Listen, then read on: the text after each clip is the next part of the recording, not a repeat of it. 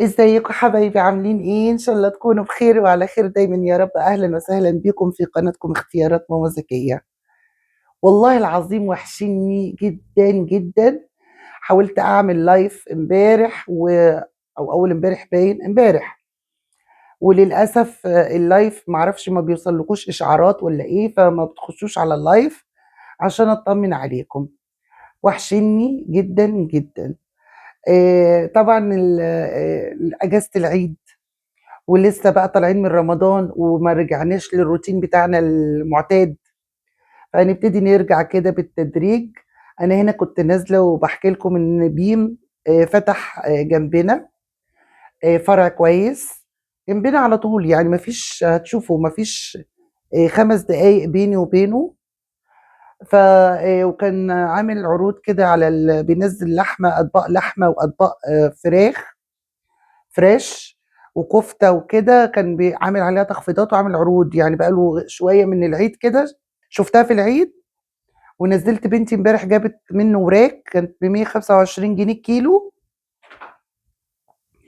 والبنوته اللي هناك قالت لها العروض دي بتخلص الصبح، يعني بتخلص بدري، فقلت انزل الصبح بدري اروح له، وفي نفس الوقت ايه اوريه لكم. الفرع حلو قوي، وابتدى يعني مع الوقت كده هيتملي، يعني هو ايه، هو حلو، حجمه كبير، يعني اكبر من الفروع اللي موجوده الباقيه اللي موجوده في الشروق.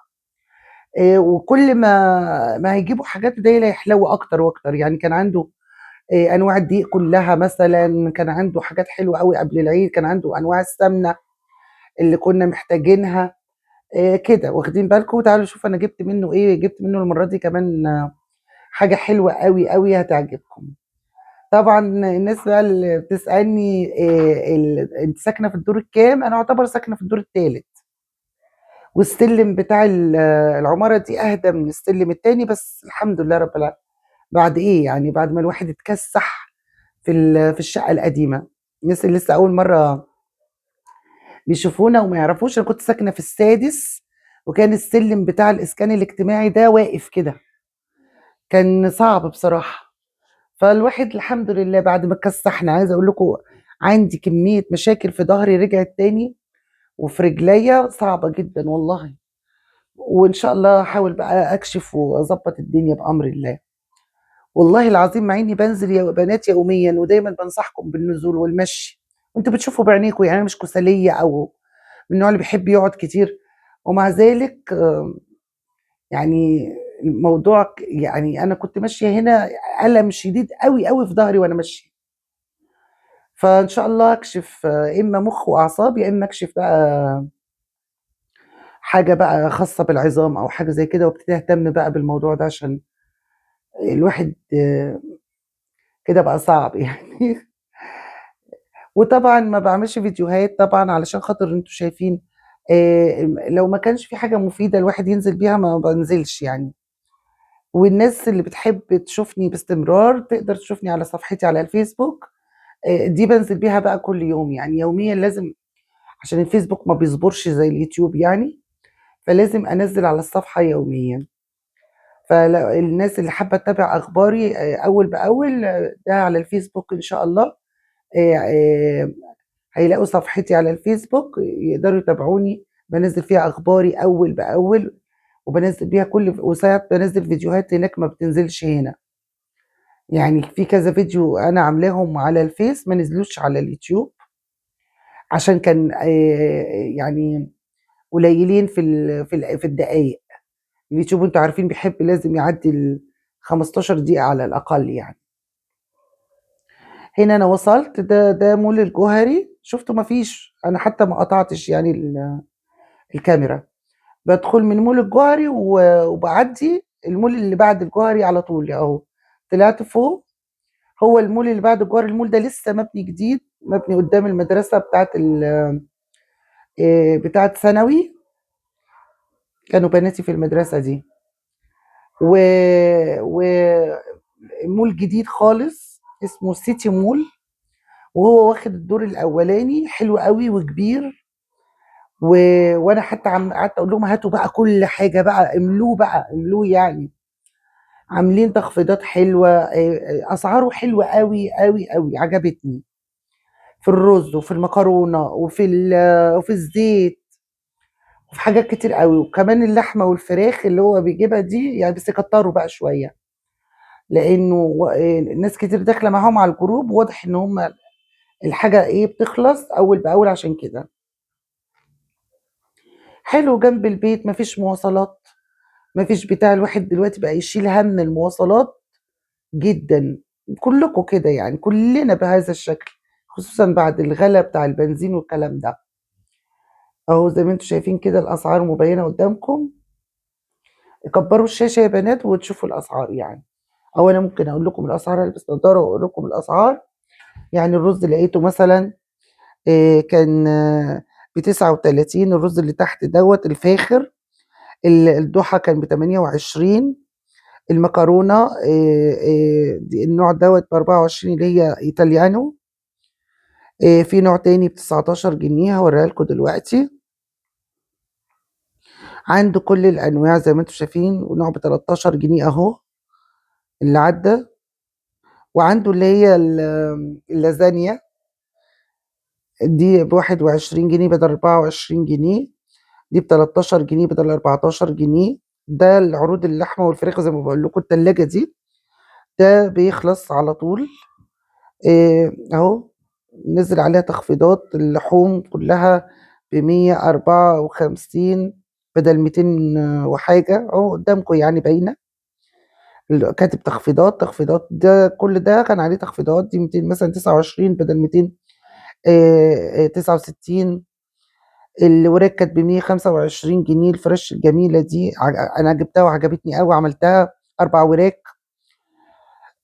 وجبت فراخ فريش يعني بعد كده، لما لقيت انا كنت عايزه فرخه كامله يعني، لقيت خلصانه الفراخ الكامله خلصانه. فهتابع معاهم على الجروب، انا دخلت معاهم على الجروب، هما بياخدوا رقمك وبيدخلوك على الجروب. فما شاء الله، لا الفرع حلو، فرع بس يملوه اكتر واكتر. هيبقى حلو قوي. والفرع ده اصلا كان موجود من زمان قوي، الناس القدام بقى في المدينه، كان موجود في مول الجوهري. وكانت حصلت مرة عاصفة كده شديدة واتضرر الفرع وكده واتكسر. فهم بقى بنوا مول لنفسهم بقى. والله فرحت لهم يعني.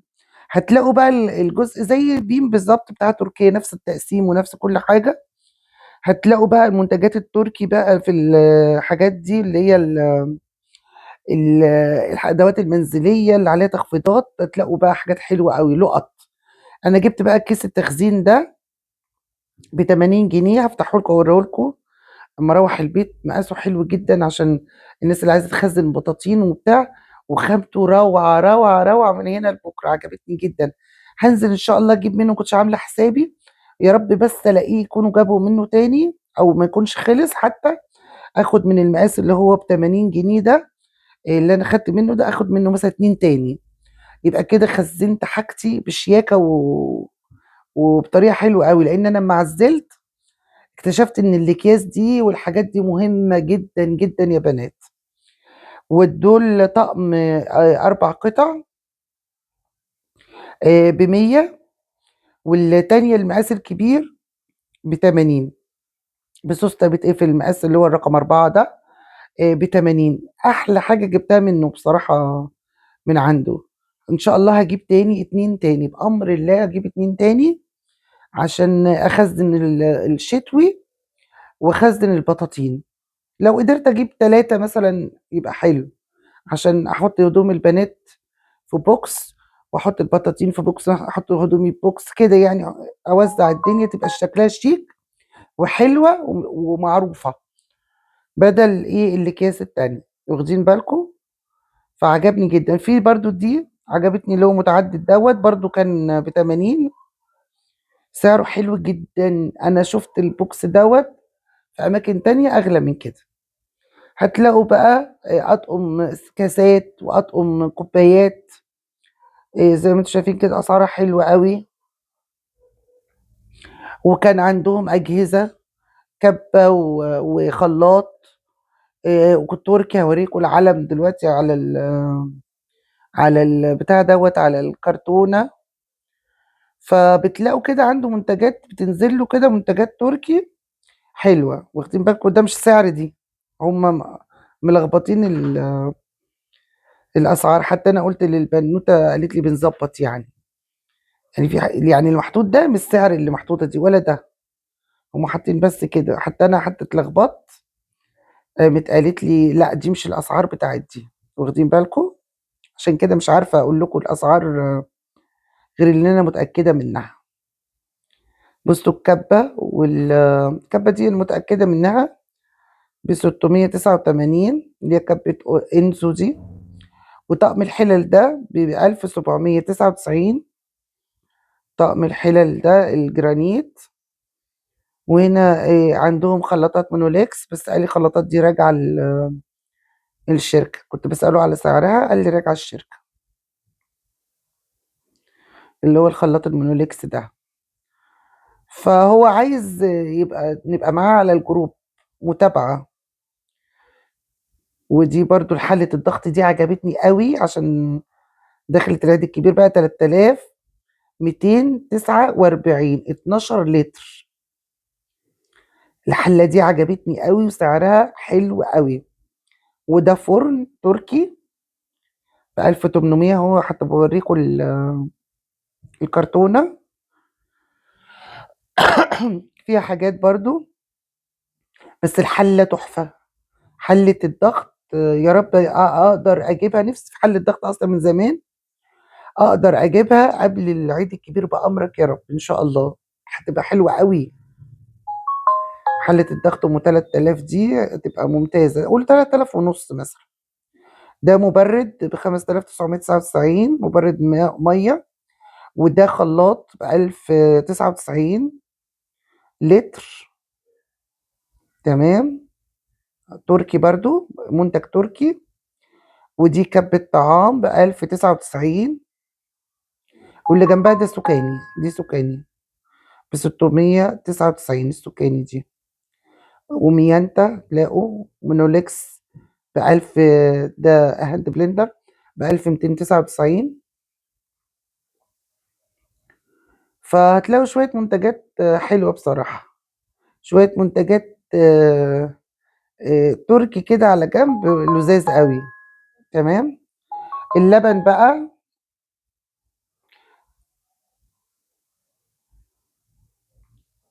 اللبن فيه اكتر من نوع. يعني مثلا ده ب 155 400 جرام، الكبير قوي ده ب 489 كامل الدسم.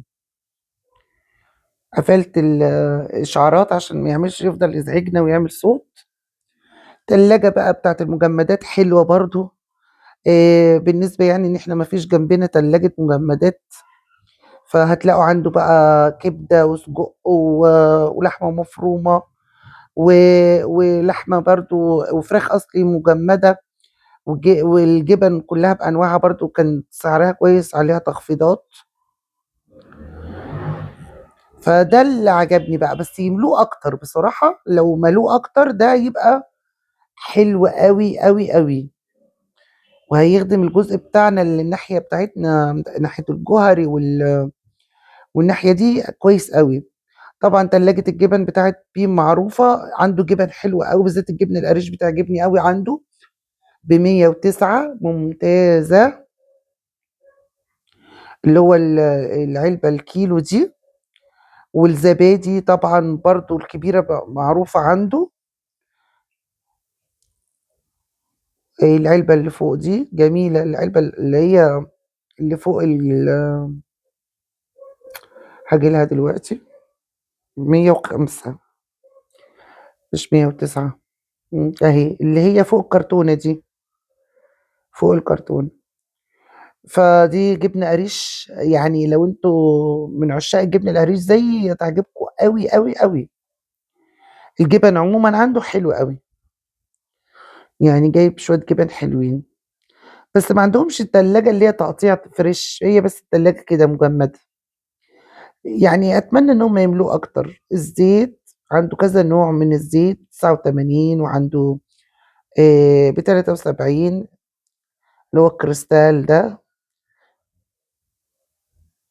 عنده كذا نوع زي ما انتم شايفين كده، وعافية 157. اللي هي لتر ونص، وهنادي ب51 بدل 57، وحلوة ب42 اللي هي 750 جرام. وشفت ازاز كريستال اللي هي ال 750 دي. وطبعا عنده كل انواع المنظفات. واهم حاجة بلاقيها عنده اكتر حاجة مول بيد الحجم الكبير، بيبقى دايما متوفر عنده لانه هو منتج تركي. عنده ب79 المول بيد بدل حاجة و90. هو في كل الأماكن الحجم ده اللي هو الحجم الكبير ده ده في أماكن بيبيعوها ب100 وحاجة كمان. عشان كان حد سألني على أكتر فوط صحية كويسة، مول بيد ده ممتاز. فعنده أرخص حاجة لأنه هو منتج تركي وبلاقيه متوفر عنده. ده الكيس البنوتة فتحته لي، حجمه ممتاز ممتاز ممتاز جدا. وهفتحه تاني في البيت افرده اكتر في البيت يعني. فما شاء الله حلو كويس قوي، ربنا يعمر الدنيا كمان وكمان. طلعت من عنده عند بتاع الفراخ الفريش. الفراخ حلوة قوي بعد العيد، عشان بتبقى الاجازة بتاعت العيد الفراخ بتبقى في المزارع واخدة راحتها كده، مش مستعجلين عليها، فكل الاوزان حلوة. يعني تلاقوها 2 كيلو 2 كيلو ونص 3 كيلو. حتى هو بيقول لي ده لو كنت جيتي كمان تاني يوم بعد اجازة العيد كان عنده اوزان 4 كيلو وكده. فالفراخ الكبيرة اللي بتبقى طالعة على مهلها كده دي بتبقى حلوة جدا. ف والكيلو ب100 جنيه. ده برضو فرارجي موجود في الجوهري، ممتاز برضو كويس قوي. فجبت بقى فراخ في اليوم دوت. الطماطم غالية جدا والخضار غالي جدا، زي ما هو كل حاجة غالية في كل حتة، مش عندنا احنا بس. يعني الطماطم عندنا ب50، في أماكن تانية ب40، في أكتر أماكن شعبية في الدنيا هتلاقوها ب40 جنيه. عندنا احنا ب50 جنيه. هنا روحت البيت وانا كان عندي كام كيس كده صلصة في الفريزر، بتنفع بقى الحاجات دي في الأيام دي. فمش شايلة هم حاجة يعني، اللي هو إن شاء الله هعمل أي حاجة يعني. هنا بنتي بتفتح بتوري لكم الكيس بقى. بصوا هو بسوستة كده وحجمه كويس جدا زي ما انتم شايفين، خامته ممتازة. خامته كده مدية على مشمع قوية حلوة. عشان كده انا بقول هجيب منه اكتر من واحد كمان، يعني اجيب منه 3 كمان، اظبط بيهم الدنيا، تبقى الحاجة كده متخزنة بشكل شيك وبطريقة كويسة. انا بعد العزال اتعلمت الادب. اتعلمت الادب. مفيش حاجة هسيبها في البيت ملهاش لازمة. اي حاجة ملهاش لازمة اتخلص منها. سجاجيد زيادة بتاع زيادة، لانه فعلا بيبقى صعب قوي الحاجات دي اللي بتبقى كتيرة زيادة عن اللزوم، بتبقى مرهقة ومتعبة، خصوصا في العزال يعني. تمام. وفي الترويق. وده الطقم اللي هو الأربعة. دعواتكم ليا إن شاء الله، أحاول ما أغيبش عليكم، وأحاول أبقى دايما معاكم بأمر الله أكتف كده. وما تنسوش تعملوا لي لايكات وتشيروا الفيديو، وتكتبوا لي تعليقات حلوة زي قلوبكم الجميلة. بحبكم جدا وبتونس بيكم، وبجد يعني ما بحبش أغيب عليكم. وإن شاء الله أجيب لكم حاجات مفيدة تنفعكم. بحبكم جدا في الله، والسلام عليكم ورحمة الله وبركاته.